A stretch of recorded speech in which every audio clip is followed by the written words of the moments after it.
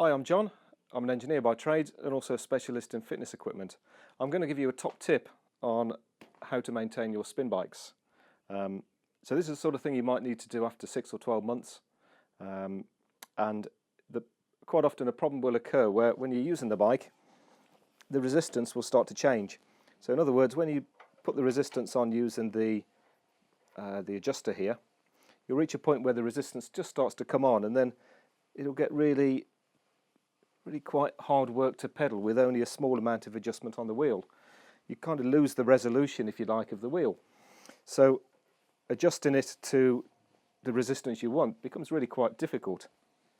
And it's because the brake, which is this device here, you can just get dirty over time. It picks up dust from the house, and the more dust and dirt that you get under there, the more grippy it becomes. So there's an easy way to fix this problem, which without changing the brake itself. So I'll show you how to do that. What you need is some silicone lubricant. So this is the kind of thing that you might use on a treadmill running belt, for example.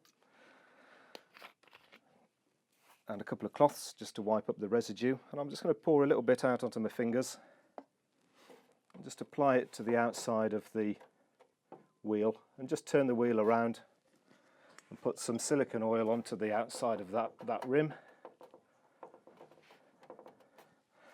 And we'll just go all the way around, just like that. And then finally, just for good measure, just a little bit underneath the brake itself onto the pad. And that's it. And then use your cloths just to wipe up the residue. And then hop back on the bike. Give it a quick pedal, and the brake will then automatically pick up that lubricant you've just put on. It will soak into the brake pad, and it will just provide a little bit of slip between the brake and the wheel, just enough to bring back that nice control like you had when the bike was brand new. So it means you've got much more control now. I can turn that half a turn, a quarter of a turn, and I can feel the difference, but the difference doesn't come on really suddenly. So it means it's much more controllable, and the bike is much more pleasurable to use. So there you go. So there's a top tip. I hope that helps.